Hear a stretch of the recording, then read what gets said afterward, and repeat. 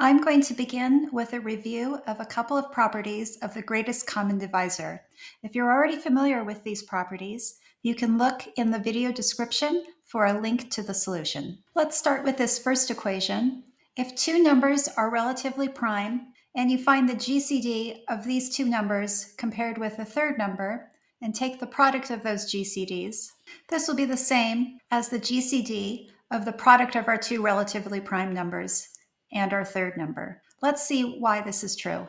If we have two numbers that are relatively prime, then they have no primes in common. So here our R and S don't have any primes in common. Let's let our third number have a couple of primes in common with our numbers R and S, like P2 and P4. When we compare the prime factorizations of R and T, we notice that they both have this prime P2. And if we just say that the exponent of R is less than the exponent of T, then this GCD is going to be P2 raised to the power of B. Similarly, when we find the GCD of S and T, we compare the prime factorizations of S to the prime factorization of T, and we notice that they have P4 in common.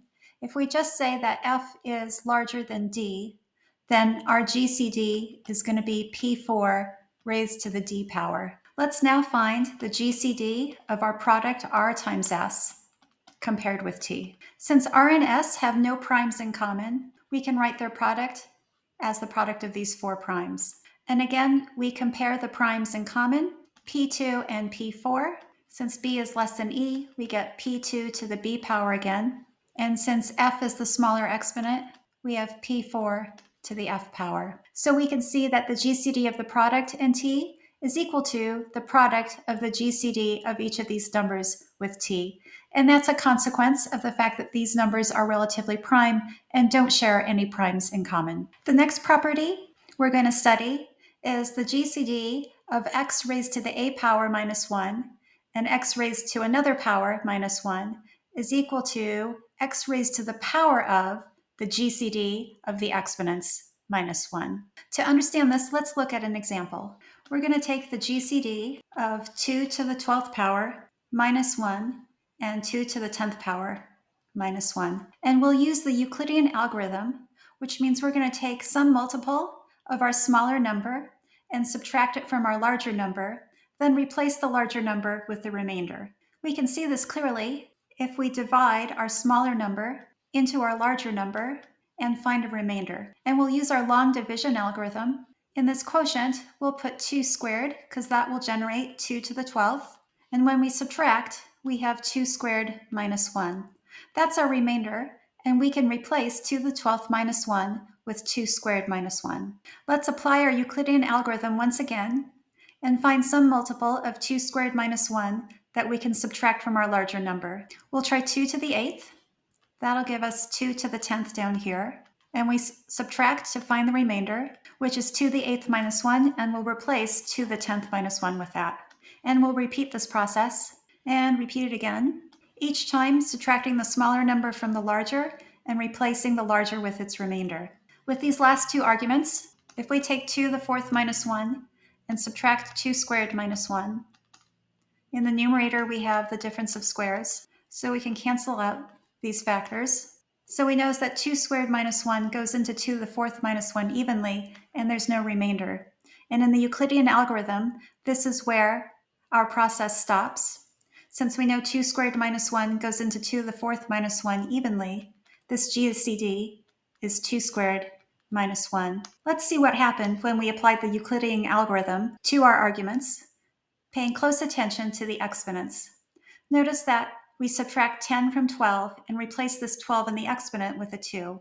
And then we subtract 2 from 10, and then 2 from 8, and then 2 from 6, until finally we find that 2 goes into 4 evenly, and our algorithm stops, and we're left with 2 squared minus 1. This is basically taking the Euclidean algorithm and applying it to our exponents 12 and 10. It's finding the GCD of our exponents and subtracting 1 each time. The GCD of 12 and 10 is 2. If you like, you can try another example where our base is 3 and our exponents are 15 and 10.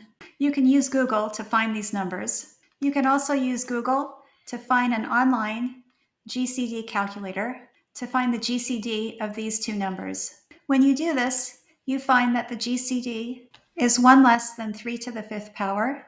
This exponent happens to be the GCD of 10 and 15, which were our exponents. And here are the steps that we take when we apply the Euclidean algorithm as we did earlier. 3 to the 5th minus 1 once again. So let's return to the problem. First, let's observe that 1 more and 1 less of a power of 2 are numbers that are relatively prime. We can see that more clearly if we apply the Euclidean algorithm by subtracting the second argument from the first. Our second argument is an odd number, so it's clear that these are relatively prime and the GCD is equal to 1. In the problem statement, we want the GCD of 2 to the m plus 1 and 2 to the n minus 1, where m and n are picked from this set from 1 to 30. We want that to be greater than 1. Let's multiply both sides by 2 to the m minus 1, 2 to the n minus 1.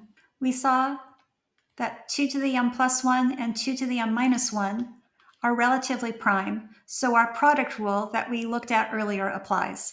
With these two arguments being relatively prime, the product of the GCDs is equal to the GCD of the product of these two numbers and 2 to the n minus 1. So let's replace this expression on the left-hand side with the GCD of this product. And I'll go ahead and multiply this out. And we'll leave the right-hand side the same. Now we can apply the second property that we studied, which is that this GCD is equal to 2 to the power of the GCD of our exponents, 2m and n, minus 1. And we'll do that again here, where this GCD is 2 to the power of the GCD of these exponents, m and n. We'll add 1 to both sides and take the logarithm. The only difference in the prime factorizations of these two GCDs is that this m has an extra 2 in it. All the other primes are the same. Let's say n has a prime factorization that includes 2 to the power of a and then some other primes. And m has 2 to the power of b with some other primes. For now, let's ignore the other primes and just focus on the powers of 2, because that's the only difference in our GCDs. 2 times n is going to have 2 raised to the power of b plus 1 in its prime factorization. In order for this inequality to be satisfied, we have to have a greater than b, because if that's true, and again, we ignore all the other primes, the GCD of m and n is going to have 2 to the power of b. And the GCD of 2 times m and n is going to be 2 to the power of a, which is greater than the power of b. So this is going to satisfy our condition. Recall that m and n are selected from our set of integers from 1 to 30. Let's call this set S. And let's categorize these 30 numbers according to their power of 2 in their prime factorizations. The highest power of 2 that we'll find in this set is 2 to the 4th power, or 16. That's the only number, and we'll call that S4. We note there's only one number in S4, which will be important because we want to count the number of ordered pairs m and n. Now we'll create the subset consisting of numbers in S that have 3 as its highest power of 2, that we haven't already counted in 2 to the 4th power. That's 8 and 24. We'll call this set S3, and it has 2 elements. Numbers with 2 squared in its prime factorization, we'll call that set S2. It has the multiples of 4 that we haven't already counted, and there are 4 of them. S1 contains the remaining even numbers, and there are 8 of those. This leaves numbers in our set S that have 2 to the 0 power in its prime factorization. These are all the odds, and there are 15 of them. As a quick check, we take the sum of these numbers and find that there are 30, so we know we've counted them all. Again, we need a to be greater than b for our values of m and n. So we'll do casework on our values of a. For example, if a is equal to 1, then our number n is going to be one of the numbers in S1, and there are 8 possibilities there. This means b is equal to 0, and m is in subset S0, which has 15 values. This gives us 8 times 15, or 120 ordered pairs mn. When a is equal to 2, n is in S2, so n can be 4 different numbers. B has to be less than 2, so m is in the subsets S0 or S1. That's 23 different numbers, so the number of ordered pairs in this case is 92. When a is equal to 3, n is in the third subset, which has 2 numbers in it. B can be 0, 1, or 2, which means m can be in one of these 3 subsets. That's 27 values for 54 ordered pairs. Finally, a can be 4, n is in S4, that's just one number. B has to be less than that. M is in one of the remaining subsets. That's 29 possible different numbers, giving us 29 ordered pairs. The problem asks for the total number of ordered pairs, so we sum these, and we get 295. If you want me to solve any more AMC or AIME problems, please leave your requests in the comments.